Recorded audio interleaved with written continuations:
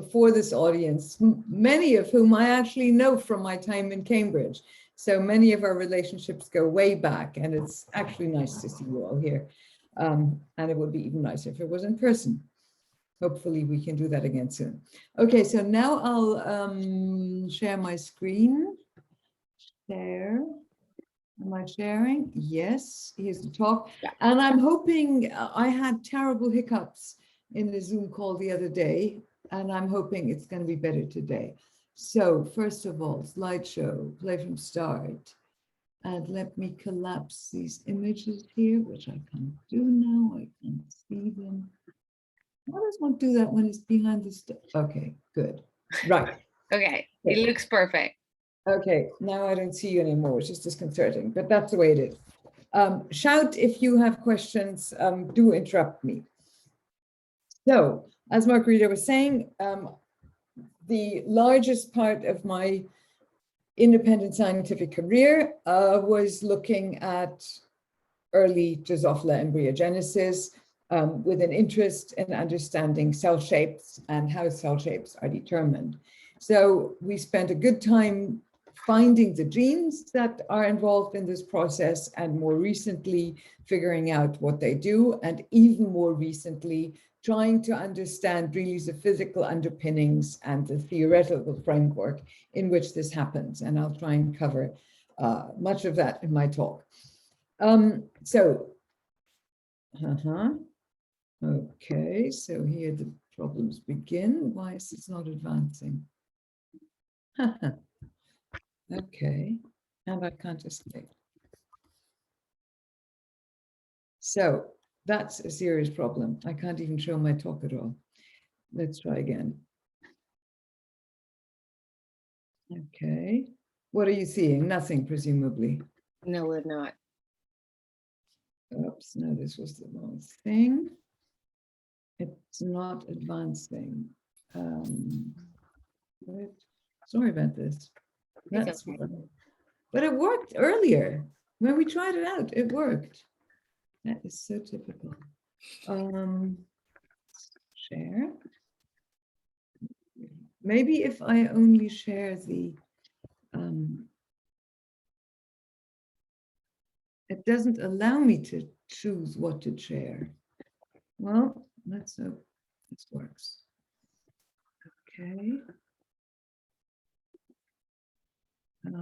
Play from current slide. Let's see.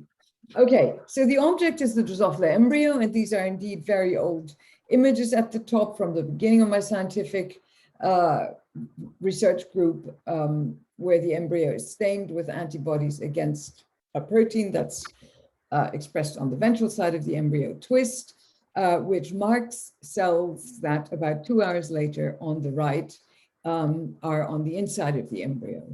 And how this is done is shown in cross sections that are taken at this stage and a few minutes later, which show that the cells on the ventral side that express this gene twist or this protein change their shape and move inside the embryo. Now let's see.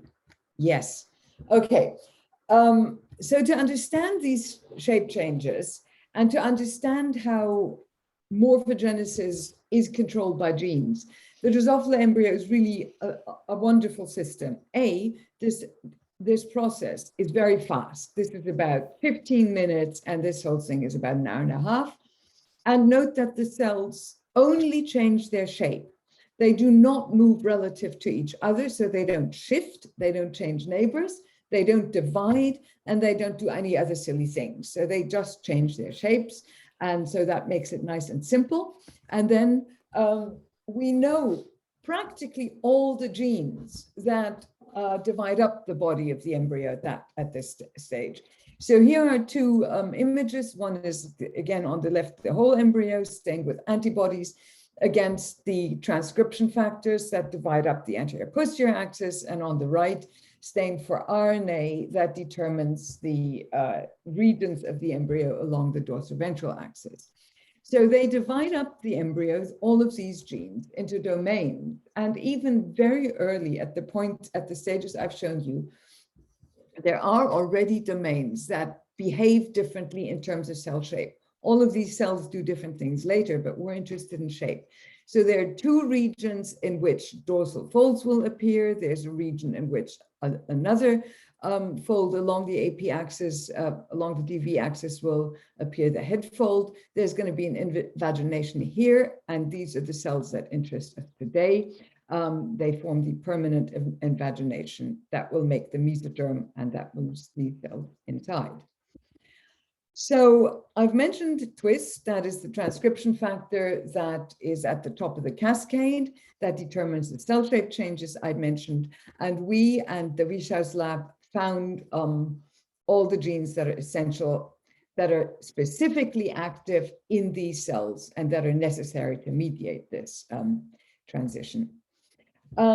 So here they are in their expression domains. So twist is, so what we see here is a cross-section through the embryo, this time labeled with myosin and with beta-catenin to mark the cell junctions, the adherence junctions.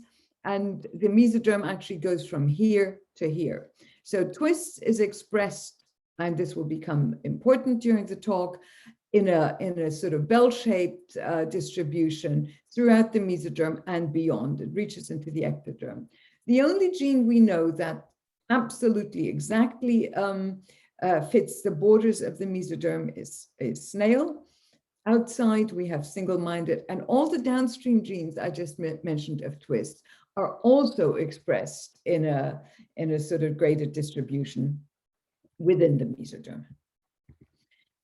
We know what the genes do, and I'm sorry, this cell is upside down relative to what we saw before. So we're now looking at these cells here. They start as columnar cells with an apical actomyosin network. This is put in by the mother and pre-exists, as does the material for the adherence junction and a whole bunch of other things. But what twist does, it turns on its target genes, and those target genes then act specifically in these cells here to modify the actin cytoskeleton and to modify the adherence junctions. The adherence junctions move from a point that is initially subapical, shown here in pink, to a very apical position here and here, where they act as an anchor for the actin cytoskeleton. If you mess around with the junction, then these cells can't perform their morphogenesis. The actin cytoskeleton was very nicely analyzed by Adam Martin when he started out in Eric's lab, and to a great depth and breadth later in his own lab, and I'll refer to much of that work. And he showed that how this apical actomyosin meshwork assembles and contracts and contracts and contracts to narrow the apical surfaces of these cells. So this is a cell autonomous activity that happens specifically in those cells that change their shapes, and it happens only in those cells, and that's where the driving force comes from. So if these cells act cell autonomously, and we've also shown this genetically, we have shown that these other cells in the embryo do not exert pushing forces, for instance.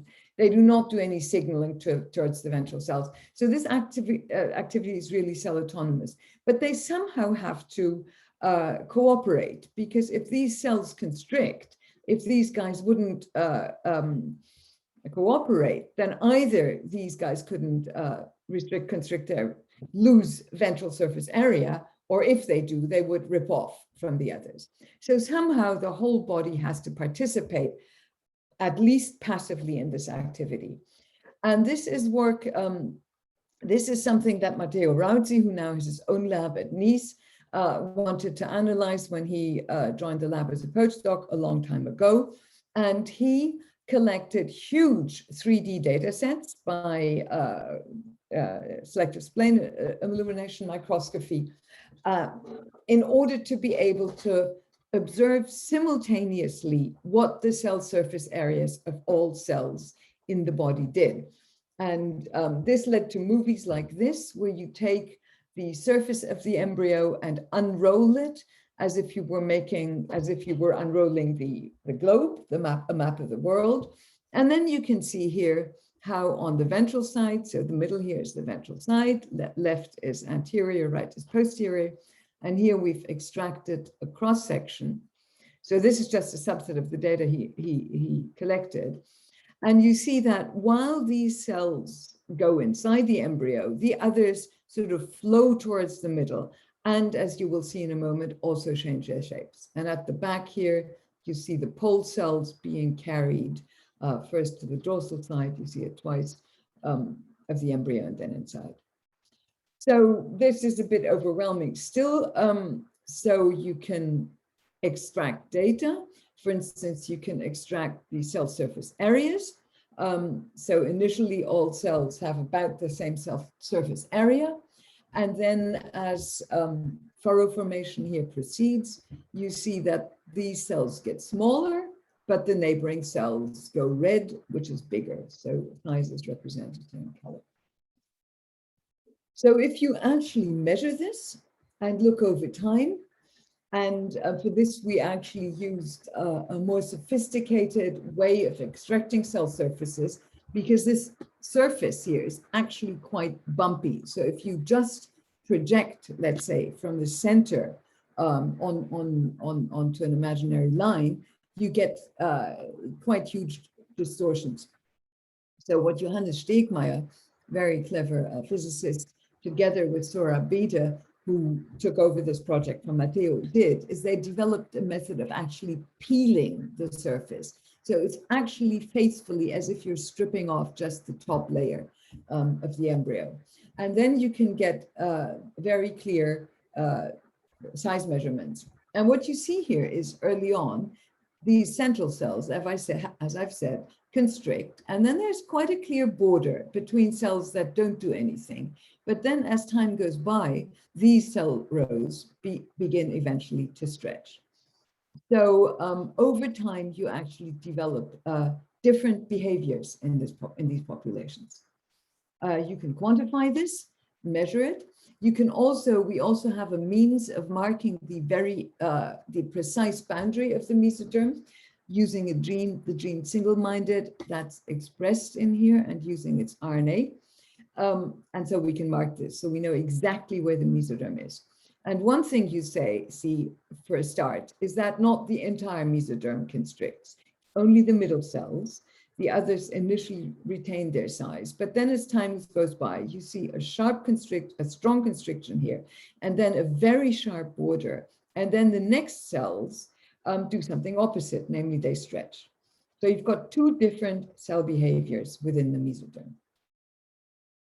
So the question is, how does that happen? All of these cells will become mesoderm. They will all contribute, they will all end up inside the embryo. The two pink cells on the right will close off the invagination, and they'll all go on to become muscles or fat body or whatever else. They will not remember their origin. They're all the same tissue. To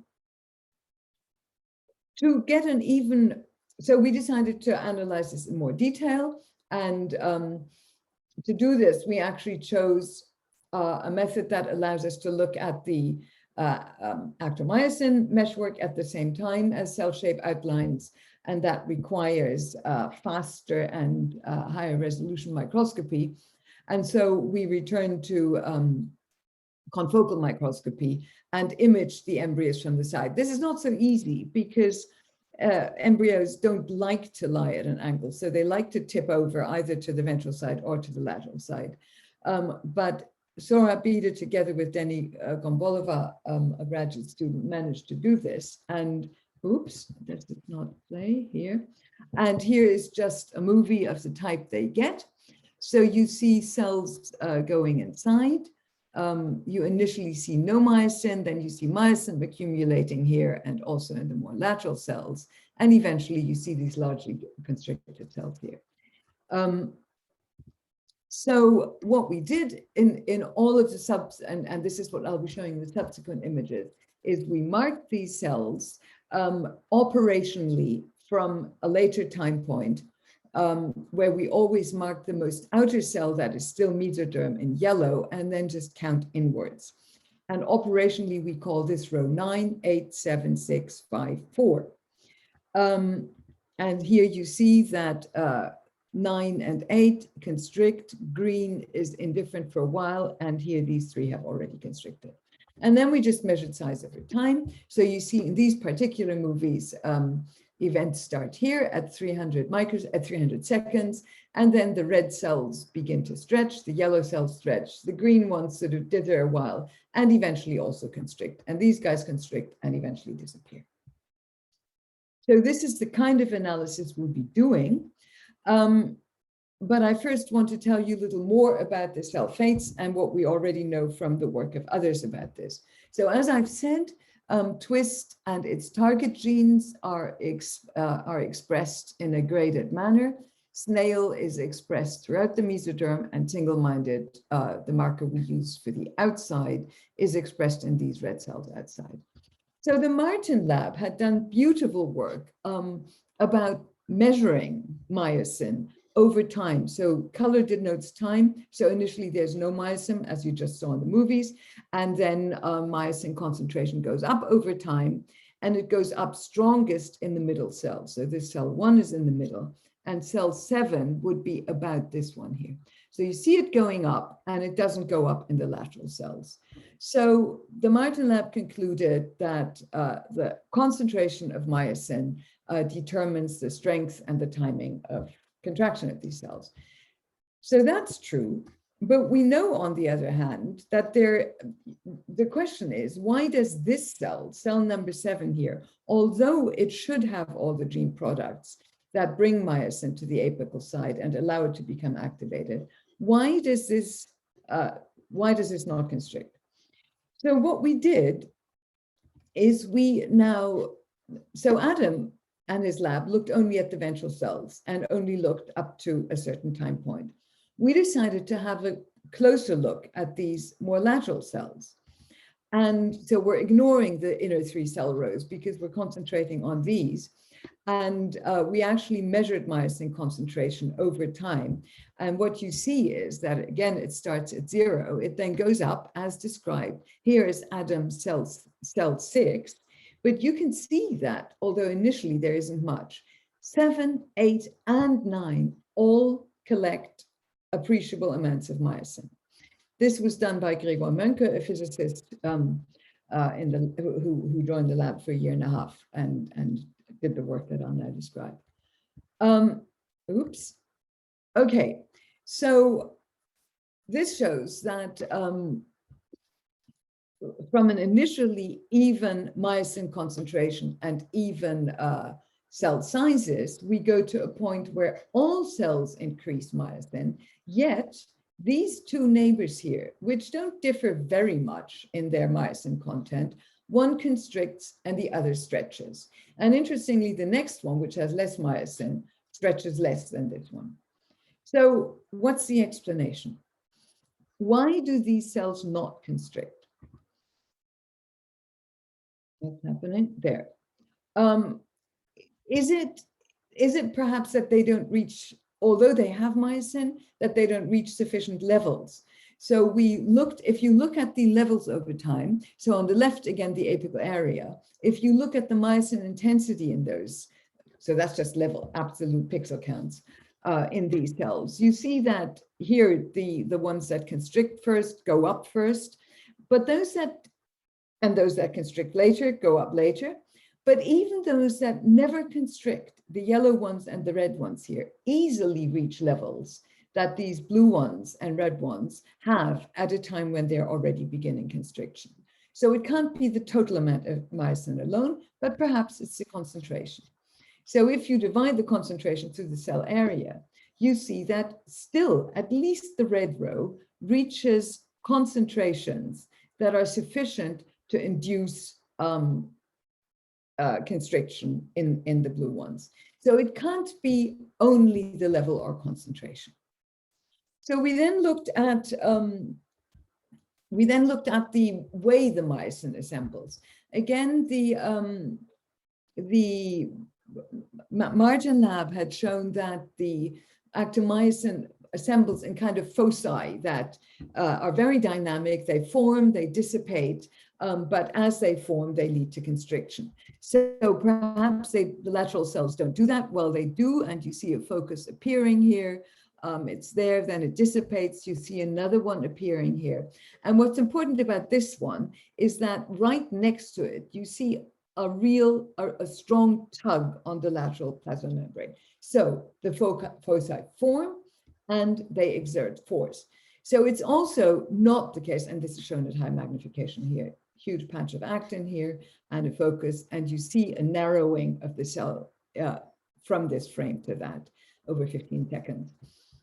So the myosin can form the contractile structures, and it exerts force. So that tube is not a simple explanation for why these cells don't constrict. So what we turn to next is to ask, you can come up with intuitive models why they don't constrict, but we decided to look at this a little more stringently by going to models. Many models have been made for furrow formation. It's been a thankful subject for that, including some of our own. But this time and in fact, let me see. Yeah, so we wanted to go to a simple one that used the data on myosin concentration that we'd observed. And so what we did is, and what I mean is what Gregor did, he constructed a viscoelastic model of each cell, where each cell is modeled as a spring in a dashpot. These cells are connected. He then imposes, let me see, is that here? I think I'll get back to that. So that's what we did. Again, this is not the first time this was done. There is a model that used a similar approach with a concentration of contractility by Spahn and Reuter. I think it's the best model of this kind so far. And you see that this generates something that's a little bit like what we see, but it doesn't reproduce exactly what we see, in the sense that these outer cells stretch more than the inner cells, whereas we see a reversed phenotype. So what Gregor did was take his spring and dashpot model, imposed on each cell of a contractility, which then leads to a force that acts on the junctions, and then plotted what each junction does. As a border, he used cells with a much higher stiffness that would barely, that act as a border. Okay, so when he did this, he could use any set of forces, any curve of forces, and the corresponding forces on the neighboring cells, and then he plotted the output. So here is an example of a curve, and you see that if he does that, the inner cells constrict, as intuitively clear and as predicted, and the outer cells stretch, and the very stiff ectodermal cells don't budge. However, while this is approximately what we see, it's again not exactly what we see. So for instance, this cell, which would have been the strongest stretcher, doesn't stretch longest, and these are about the same. So it's sort of qualitatively, but not quantitatively, reflects what we see. Well, maybe he chose the wrong profile of myosin intensity. And so what Gregor did next was just go through a huge phase diagram of different contractilities, where he varied the width, so how many cells constrict, and the slope, so how steep is the gradient from strong force to slow force. And again, he got loads of outputs, and some begin to resemble a little more what we see, but none of them are exactly right. So what then struck him is that we're assuming all the work we've been done. Oh my God, there's a typo. I bet it's in the paper as well. All the work we've done was assuming a linear relationship, a linear response of the material to increasing force. That is maybe the case, such materials exist, but there are also other materials that either stiffen as you increase the pull, in this case, or the force that you exert on it, or that permanently or transiently soften, so that give when you exert a stronger force on it. So we decided to test that as well, to test just a different set of responses. And when Gregor did that, here's the one we saw before, the linear response. If we use the very same curve, we begin to see that with these different response curves, we see different responses of the whole system emerging to a point where this curve here finally represents what we actually see, with a strong stretching in the cells that are directly next to the constricting cells, and the outer one stretching less. So that was very nice. So at least with this kind of model, this kind of curve, you could finally recreate something that resembled the situation we see in vivo. But does this actually ever happen in vivo? Oh, this is just, okay. We quantitatively then compared all the different outputs from the whole phase diagram he now also did for these other curves, and find that the best match we find is for a superelastic curve superimposed on the actual data here and compared to the linear response in our initial modelings. And we find that indeed the superelastic behaviour is what yields the best match to the in vivo data. So what we've seen is that a material that responds by relaxing or by yielding to the forces that are exerted on it gives us the best model for the behavior we see in vivo.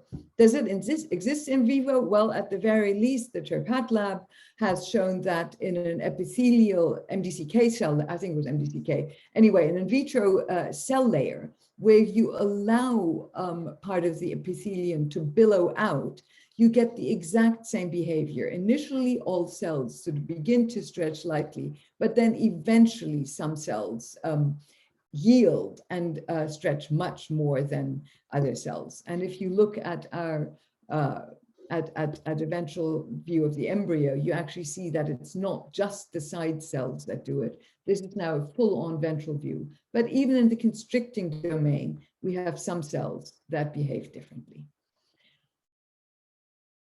So we've seen that the myosin amount, the myosin concentrating and contractility do not explain this behavior, but perhaps there is something about the structure. The modeling data and also the Tripalab work shows that perhaps something happens to the structure in these cells that, that leads to them stretching rather than constricting, even when they have enough actomyosin. So the first thing we looked at, one thing we noticed is that the in a lateral cell, the actomyosin was actually not evenly distributed. And you also saw this in some of the earlier images we showed. So you see here a lateral cell, and you see the actomyosin focus is really strongly asymmetric and specifically on the ventral side. And the side cell I just showed you here within the mesoderm, within the constricting domain, shows the same thing. So perhaps there's something in the structure and in the distribution. And we measured this, and we were joined by a graduate student, Valentina Chinchenko, in the Kreshik lab, who's a mathematician and who's interested in image analysis, and joined us for this project. So what she, together with Saurabh, did was to divide each cell in the dorsal and the ventral half and ask, where is the center of gravity of the cell and where is the center of mass of the myosin, and then compare this offset for each cell.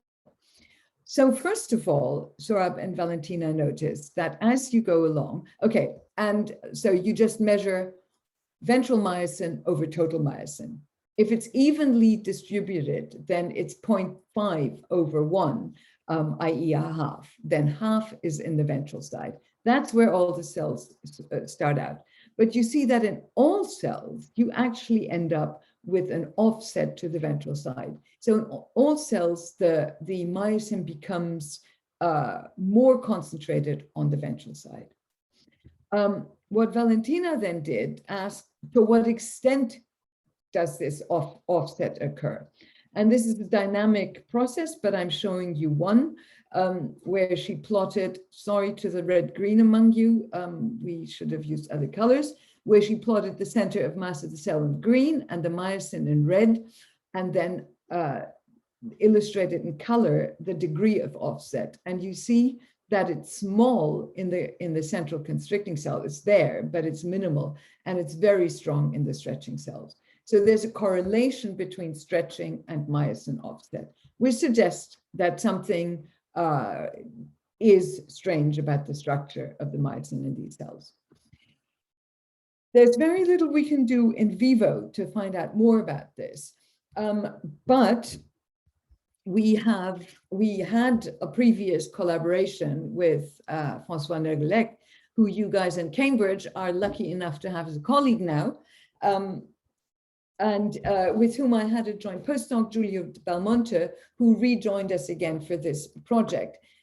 Giulio and François had simulated, using François' system, actomyosin meshworks, where the actin filaments are rods, flexible rods, and myosin is a bivalent motor that can bind to and walk along rods. And the system also contained bivalent crosslinkers.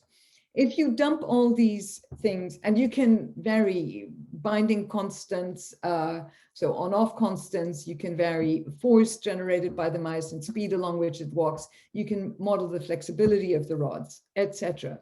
If you use parameters for all of these to correspond to what we know about these elements in vivo, then the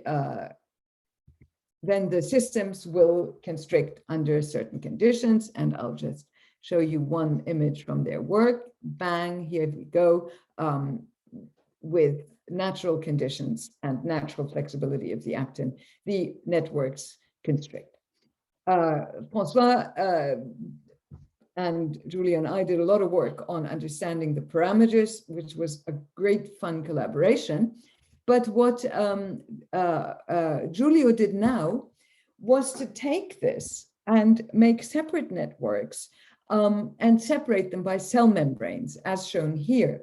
So he just takes several networks and he adds to the system, not just the myosin and alpha-actinin, say, but he also adds adherence junctions and beta-catenin, let's say. So he allows the networks to bind to the membrane. And this was work that he actually also began when we still had our collaboration in Heidelberg, but he now used it for the system. And the junctions can slide along the membrane, and the membrane will then move to whatever side creates more force. And what Giulio then did, make a row, the same row of cells that we had before, and impose on it the same amounts of myosin, which this time he did it by actually varying the number of myosin molecules in each cell. Everything else remains constant. He mentions here they have periodic boundaries on the north-south axis, but they're connected by the membranes. So it's essentially a cube that's doing the work. Okay, and then he put all this together and just let the network evolve. And that's what you see here. So at the bottom is the actual model, and you will see what happens in a case where these cells have high levels of myosin. Here the myosin drops and here go down. This one still has a little bit of myosin. So all cells can, in principle, constrict. And here we go, bang, the central cells pull. Some get stretched and break, and these two get massively stretched. So again, we get a system that's similar to what we saw before and see what we see in vivo, but not quite. And so Giulio too did an entire phase diagram at lower resolution because these models are very, these simulations are very time consuming. And what you see here is at the bottom, the one I just showed you, but then also different conditions of the width of the curve and the steepness of the curve. And you see that with this condition, which is shown in green here, you get the inner cells constricting, this cell stretching a lot, and these outer cells stretching a little bit less. So 3 stretching, 5 constricting. And in the phase diagram, you get all sorts of conditions. You get different numbers of cells constricting, very many here, fewer here, none here. And the red area is the one that gives a result where you get constriction, strong stretch, and lower stretch of stretch-free cells. The amazing thing is that if you represent Gregor's model in the same representation, so the phase diagram, the same representation, the viscoelastic model comes out with the right, let's call them right solution. I can't do air quotes here, for exactly the same parameters. So this is interesting because Giulio's model makes no pre-assumptions. It just asks, what do these networks do? And they amazingly can do the same as a viscoelastic model with a yielding behavior, as we've seen before, and both model what we see in vivo. So what this suggests then is that, what this suggests to us is that we have, in principle, contractile systems, but what any particular system does depends not only on the cell itself, but also on what its neighbors do. So we see that as a, can I get rid of this? Do you guys see this too? Here, there, gone. Is a kind of a tug of war, where in principle, the entire field of cells has the capacity to constrict, but only some do. And these are the ones that have the highest levels of myosin and who constrict first. And then the poor guys who have the lower levels of myosin are just the weak ones who don't make it in time and therefore stretch. And now again, I can't go forward. Did my clicking away that thing stop me from, I have to get out again. Sorry about that. Okay, share. No, stop share. Escape. Okay. I'll try again. Share. Slide show. Slide show. There's my current slide. No, yeah, now it works. Okay, so the stronger ones are faster and win and constrict, and the weaker ones let go of the rope and fall over and expand. So if that were true, then we should see cells that have a propensity to constrict have, on average, higher myosin levels than their neighbors. And so this is, again, measurements and image extractions that Valentina did. What she did, she took each cell and measured its myosin content, and then she took an area of equal distance around this cell and measured the average myosin in this area. So we're asking now ratio of myosin concentration inside and outside the cell. And we plot that against the cell's own myosin concentration, okay? Cell's own myosin concentration and myosin concentration in the neighborhood. They're strongly correlated, which is not surprising, because of course, cells in the same region of the embryos tend to have similar amounts of myosin. However, what you look then, and then you look which cells constrict, that's red, and which cells stretch. That's blue. So anybody with very high levels of myosin on the right always constrict, regardless of what their neighbors do. If you have very high myosin, you constrict. If you have low myosin, you do nothing. So this is dynamic. So this includes also the cells at the early part of the movies where nothing happens at all. So they don't do anything, they just sit there. But if you go to the middle of the curve, let's say here's sort of 20 units, and ask a cell that has its own level of myosin at about 20, and ask what do the neighbors do? No, sorry. And look what their neighbors do. So all of these cells in the box have 20 units of myosin. The ones at the top, the neighbors have lots of myosin, and the ones at the bottom, the neighbors have little myosin. So if the neighbors have little myosin, the cell turns red, it constricts. If the neighbors have lots of myosin, the cell can't constrict, but gets stretched. So this box shows that this cell, regardless of how much myosin it has, its behavior is strongly affected by its neighbors.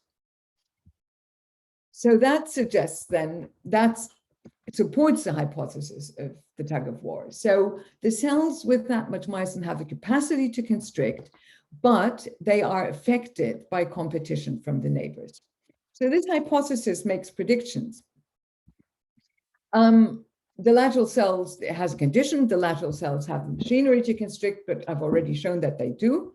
The prediction is if you inhibit the strong cells, then the weak ones should have a chance to constrict. So if you change the environment, not the cell itself, that should change the cell behavior.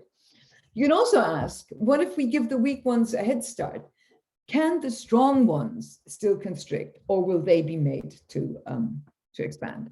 And Sorab tested this model by using optogenetic methods. He first depleted cortical myosin by sending a phosphatase to the cell membrane. This is a system devised by Stefano Dorenzi's lab.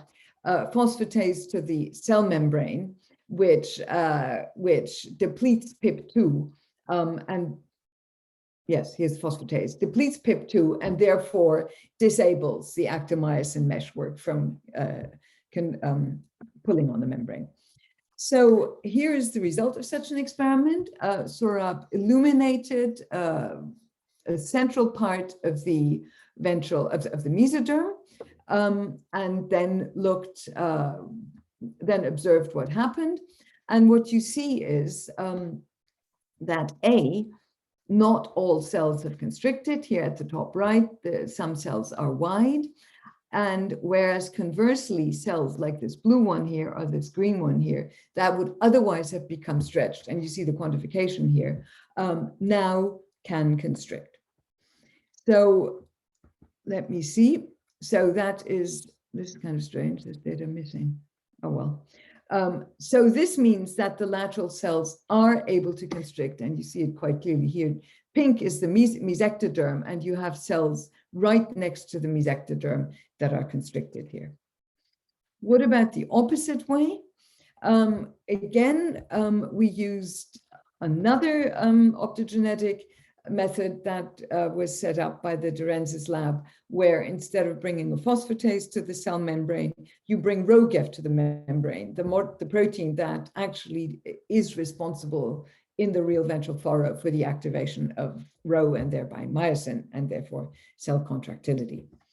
So what Sorab did was, in an embryo, he used the posterior half as the experimental half and the anterior as the control, and illuminated the side of the embryo, leaving 2 to 3 cell rows in the middle untreated, and then asked what happened.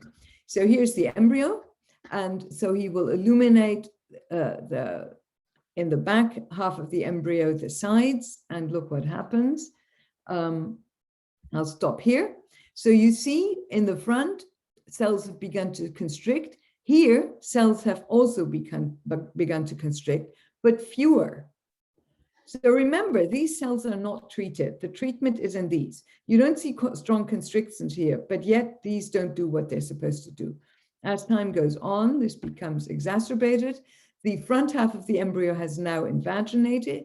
Here, cells are still trying to constrict, but many are not able to do so. They in fact expand, and they expand very strongly. And at the end of the period, this furrow actually pulls a good part of the posterior half of the embryo in, but you still see expanded cells.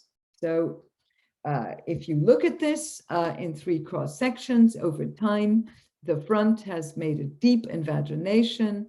In the middle, you see some cells constricting, but many expanding. And at the end of the time, you begin to see the constriction on the side, but you see expanded cells in the middle. Again, remember, these are cells that were not treated. So these are cells that simply respond to their environment rather than to their own high myosin levels. So this is again the quantification, and just snapshots of the front half and the back half, and you see in color coding now here cells in the middle that have responded by expanding to the stiffening of the sides of the embryo. So that's what we think is happening. So we've shown that we inhibit the strong cells, the weak ones can constrict, and the converse is also true. So what we are seeing is that two cells that show a small unequal recruitment of myosin initially assume a bias in constriction, and that this leads to probably a mechanical instability in the lower cell, so that we start from an initial quantitative difference. Through competition, we undergo a catastrophic flip where this right cell then shows a qualitatively different behavior. So a genetic program that would have allowed this cell, the weaker cell, to constrict through the override of a neighboring cell is completely converted into another behavior. Okay, that's where my show ends. I want to thank the main people who've contributed to this work. Saurabh, the graduate student who did most of the data acquisition. Denny also did some of the data acquisition. All 3 of the ones on the left, Saurabh, Denny, and Valentina, did the image analysis and the development of the methods for image analysis. And Giulio and Gregor are the 2 physicists who did the 2 different models. And funding, here are collaborators, former and participants, and Anna Krzysztof and Johannes, who collaborated in the earlier phases, and the funders and the EMBL infrastructure, whom I owe a lot of gratitude. And that's where I end, and I'm happy to answer questions.